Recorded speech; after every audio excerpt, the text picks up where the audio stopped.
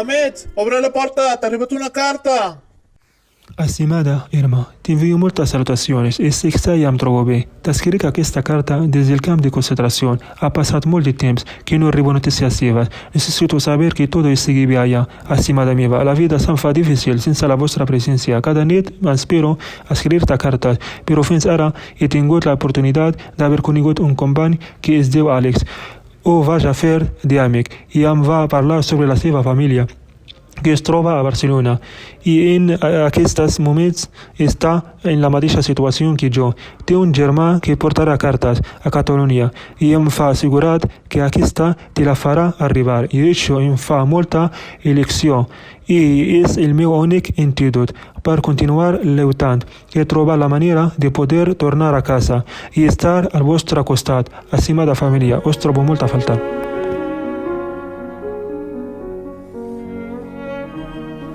Germana meva, t'ha arribat una carta de Mohamed. Estimat Mohamed, vaig rebre la teva carta. Jo i la família estem bé.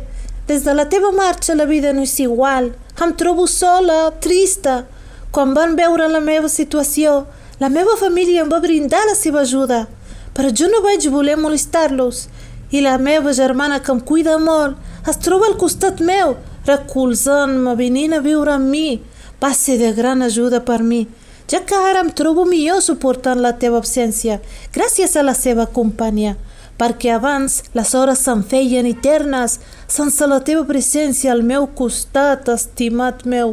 Somio amb el teu retorn a casa i que les coses siguin igual que abans de la teva marxa, que arribi el dia que truqués a la porta i et tingui davant meu, i així s'acabaria el malson de tanta distància que ens separa. La teva estimada Irma.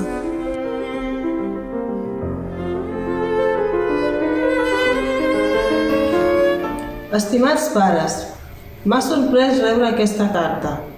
Fa un parell d'anys que no sé de vosaltres. He sentit nostàlgia i felicitat en llegir la carta. La meva àvia m'ha explicat la vostra lluita i ha aconseguit entendre que vostra situació en una part ha estat per l'amor que em teniu.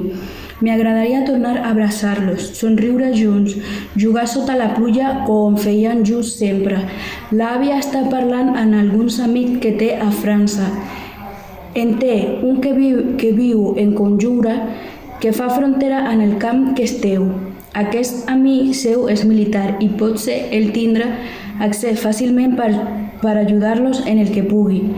L'àvia i jo us trobem a faltar i no podem esperar a tornar a abraçar-los. Postdata, no perdeu l'esperança, us estimo, la vostra filla.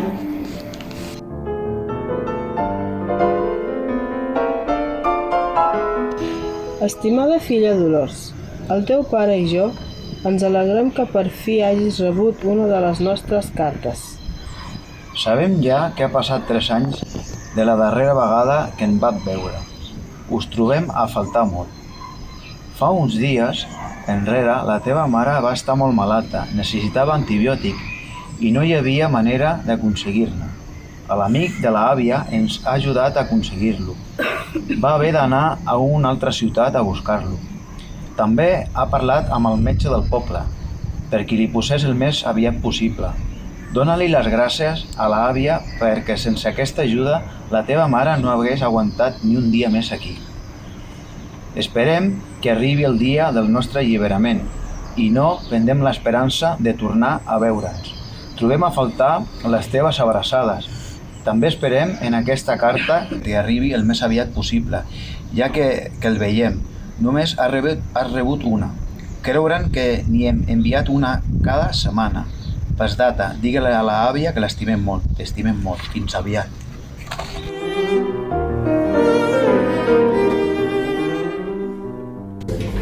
Primer de tot, espero que aquesta carta us pugui arribar en algun moment de les vostres vides. Jo estic bé, gràcies a una dona que va venir com a infermera i vaig poder tenir la meva filla. Jo i moltíssimes dones més. Va ser molt complicat, totes estaven nervioses i espantades per la vida de cadascú. Li vaig posar el nom d'Elisabet, és una nena. Aquest nom el vaig escollir perquè la persona que em va ajudar amb això es diu així. És molt important per mi. Se'm fa molt complicat no estar amb vosaltres el dia a dia i no saber ara com esteu. Espero que ens tornem a trobar i puguem conèixer la vostra germana. Us estimo moltíssim. Adeu. Atentament, la Mare. Hola, mare. Sóc el teu fill. Et responc aquesta carta jo sol perquè vaig ser l'únic que la va rebre. Estic sol a casa ja fa un bon temps. Durant la guerra, els altres també se'n van anar a altres llocs i no en sé res. Estic molt feliç per aquesta notícia que em vas donar de la meva germana Elisabet. Espero que la pugui conèixer i tornar-me a trobar amb tu. Vull que segueixis així de bé com ets ara. T'estimo, David.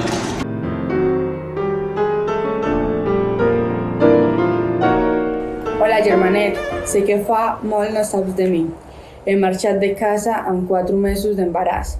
Ha passat molt de temps i ha nascut el meu fill. Es diu José, és supermaco i té els teus mateixos ulls. El camí no ha estat gens fàcil. He caminat milers de quilòmetres per poder estar bé. Han passat moltes coses en el camí. He tingut fred, fam i ganes de morir. Els peus em dolien de tant caminar. Vaig pensar que moriria de fred a la platja a prop de França. Gairebé moro, però vaig treure forces per poder conèixer el meu fill. Un matí fred ens porten a un centre de concentració amb milers de persones, fins que una noia es va acostar a mi i em va preguntar el meu nom. Li vaig contestar que em deia Marta, que estava sola i que tenia molta por. Ella em va somriure i em va dir que tot el pitjor ja havia passat. M'emportó amb ella a un camió on hi havia més dones embarassades.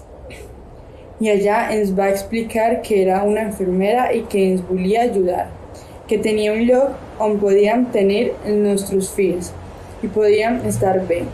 Aquest lloc semblava un castell a dins hi havia moltes habitacions i cadascun estava numerades amb noms de ciutats. També hi havia una cuina gran. Totes les mares que eren allà ens va tornar família. Ha passat un any i mig i el meu fill va créixer cada dia més, gràcies a la maternitat i a Elisabet. Marta, no saps quan m'alegra saber de tu i del meu nebot. Soc molt feliç de saber que esteu bé i amb vida. Aquesta noia que et va salvar és un àngel. En aquest món necessitem més persones com ella. Aquí, a casa, les coses no són fàcils, però estem bé. Tinc moltes ganes que arribeu i poder-vos abraçar. Gràcies per escriure-nos. T'enyorem tots molt. Cuida't.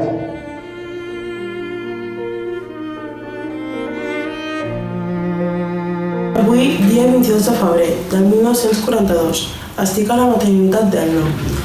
Aquest lloc és impressionant. És una bombolla d'oxigen en aquest caos de món.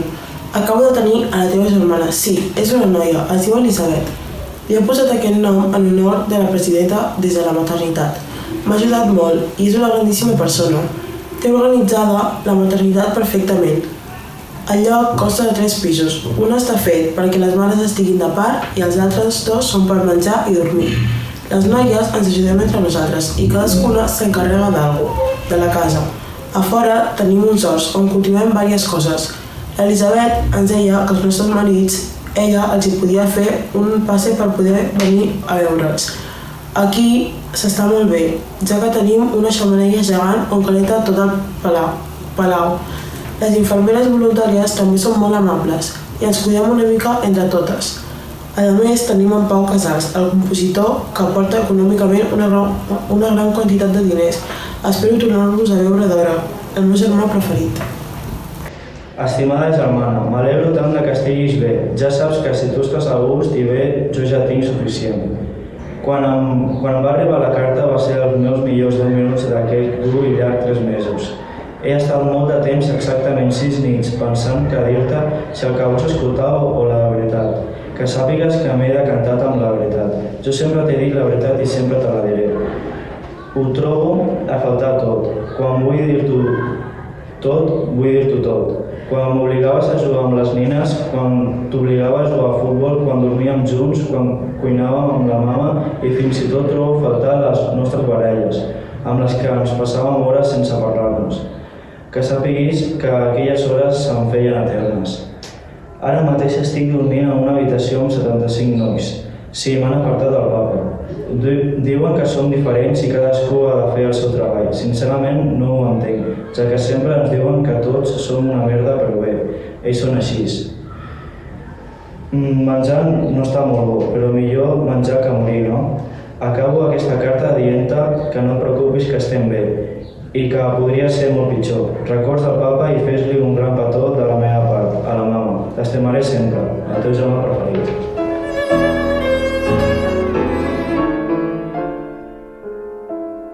Un cop de vent va fer trontollar la meva tenda. Aquella nit havia fet més fred, molt de fred. A part del vent i del mar, no s'hi escoltava res més. Aquells dies havia menjat molt poc, només tenia dret a una llesca de pa vidriós i una ració de sopa de col florida. Estava trist i dèbil. La mare i el pare eren desapareguts i l'Oriol, el meu germà, mor al front feia uns mesos. Havia aconseguit allunyar-me de la frontera espanyola. Feia unes setmanes per una vall propera al Banyà, que conduïa al petit poble de la Maneg. Arribat a la Maneg, vaig aconseguir certes provisions que em van ajudar al camí de la platja d'Argelers.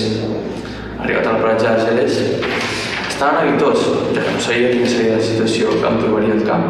Uns quants repartidors vam apilonar els diferents aliments, múltiples recipients grans. Les primeres provisions disponibles van ser sobretot pa de pagès, cols lombardes pancides, patates, ampolles de vi barat i poc més. Em vaig encarregar amb uns quants més de transportar tots els aliments amb uns trailers petits. Un cop arribar al camp, vam decidir-nos a traslladar els viures en dos magatzems, un en una punta de la platja i l'altre a l'altra.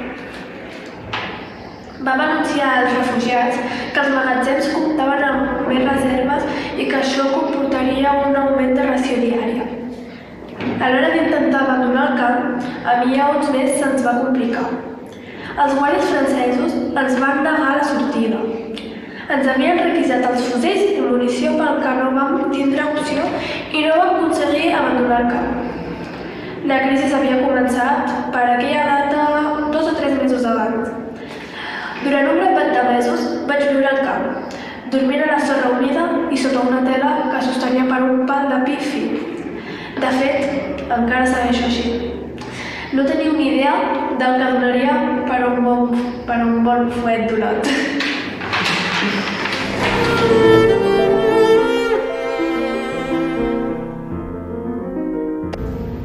Recordo un dia en què un grup de nosaltres va decidir fer un concurs de talents per als altres presos. No teníem les disfresses que necessitàvem, però ens les vàrem arreglar amb el que teníem. Una dona va cantar una cançó preciosa que havia escrit ella mateixa. Un altre home va fer un número de monòleg còmic impressionant, que em va fer riure a tothom, malgrat les nostres circumstàncies. Jo fins i tot em vaig aixecar i vaig recitar una poesia que vaig memoritzar abans de la guerra. Pot semblar poca cosa, però aquell concurs de talents ens va donar a tots un descans molt necessari de la regularitat, rutina i desesperació de la nostra vida quotidiana en el camp. Durant aquests breus moments vam poder oblidar-nos de la gana i el patiment i gaudir de la companyia dels altres. Va ser un recordatori que, fins i tot, en els moments més foscos, encara hi ha esperança i alegria. Un altre record que m'ha quedat gravat és quan un grup de nosaltres va aconseguir colar alguns materials i muntar un petit horn en el campament. Conreem verdures i herbes que no sols ens donaran menjar que tant necessitàvem. Era increïble com una cosa tan senzilla com veure créixer una planta podia donar-nos tanta alegria.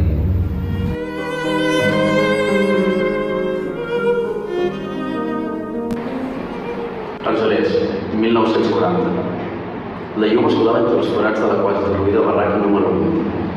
Aquell matí d'hivern era un dels més freds de l'any i, com era habitual, el que ens va despertar, a part de la llum d'aquell sol que semblava mort, va ser una sèrie de dispars que, tot i que van sonar molt lluny, es van sentir molt a prop. Abans de que ens donés temps d'incorporar-nos, uns soldats que no havíem vist mai van irrompre dins la petita cabana. Em vaig afanyar a despertar els més petits, intentant així estalviar-los una pallissa. Després dels habituals 30 minuts de crits i cops, Ens van fer sortir a tots a fora. Un cop ordenats per números, ja que no teníem noms, van donar al cruel ordre de desvestir-nos, tot i que estàvem a 10 graus sota zero. Ens van apuntar amb unes mangueres de les quals sortia un aire tan fred que cremava. Encara sense roba, ens van repartir un tros de pa a cadascú i ens van deixar vestir-nos, que no abrigar-nos, ja que amb aquells trossos de roba no et podies protegir del fred. Jo no tenia molta gana i vaig cedir la meva ració a Toni, el meu fill. Just quan tots havien acabat de menjar, va arribar, exhausta, fins al punt de desmaiar-se. Un company nostre, el que obligaven a fer de missatger, portava una informació important, la qual, procurant que cap dels presents allà escoltéssim, va sussurrar l'oïda del general. Directament se'ns va enviar a tots els majors de 18 anys a construir una nova barraca amb materials nous d'un cargament que arribava amb el missatger.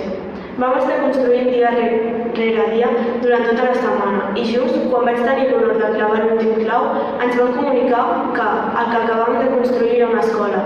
Tot el camp va acollir aquella idea amb alegria i entusiasme, ja que aquest era per nosaltres una gota d'esperança en tota aquella desesperació.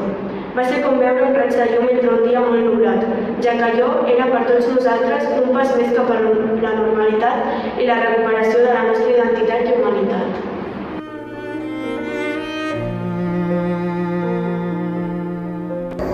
Una brisa d'esperança em feia moure els cabells mentre descansava reflexionant al prat del costat de la granja. Era arriscat, però per fi podria veure el meu estimat. Feia temps que ho havíem parlat amb aquell gendarmes tan simpàtic. Li donaríem els diners i ell ens ajudaria a escapolir-nos per la porta dels guàrdies. Tothom estava content, però no podíem generar renou ni rumors pel camp. Seria la nostra perdició. Tot i així, els rumors van córrer tan ràpid com els avions alemanys. Tanmateix, no es va fer renou. Tots els refugiats van cooperar i ens van donar suport discretament. Així doncs, a la matinada del dia següent, li vam pagar al soldat i ell ens va deixar sortir. Si teníem sort, al cap d'uns dies estaríem al meu marit. Tot i anar acompanyada de dues dones més, el camí va ser dur i solitari. Només ens podíem moure de nit i feia molta fred. El pa ens va durar només durant el primer dia. Ens moríem de gana, però havíem de seguir avançant, fins a arribar al nostre objectiu, retrobar-nos amb la nostra família a Perpinyà.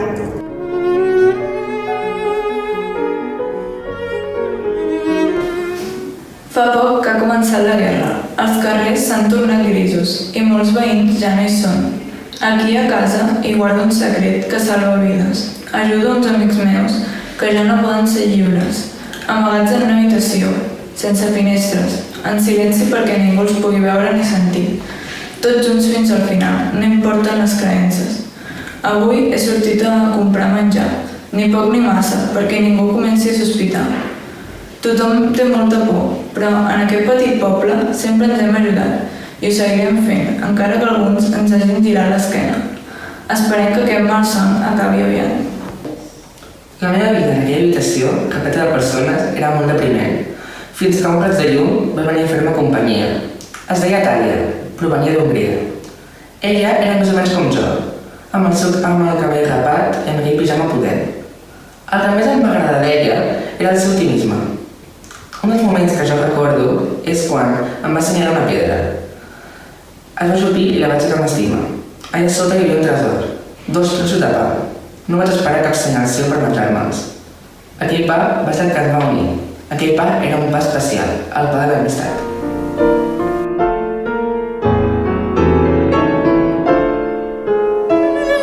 Ja feia més de 20 dies que estàvem al camp.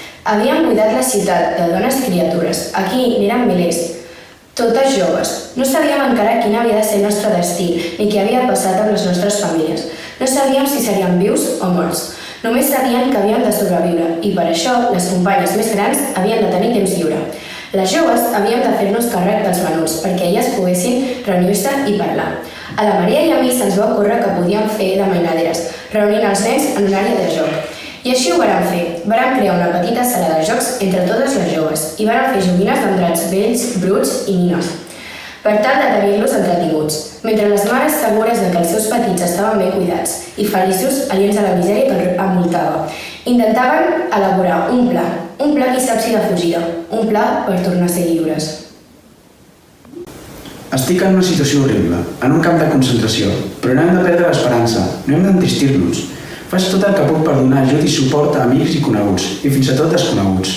O bé donant menjar que he pogut aconseguir, o bé escoltant a la gent que vulgui parlar. O també, simplement donant un somriure que anima les persones. Faig tot el que puc per fer la vida dels altres més suportable.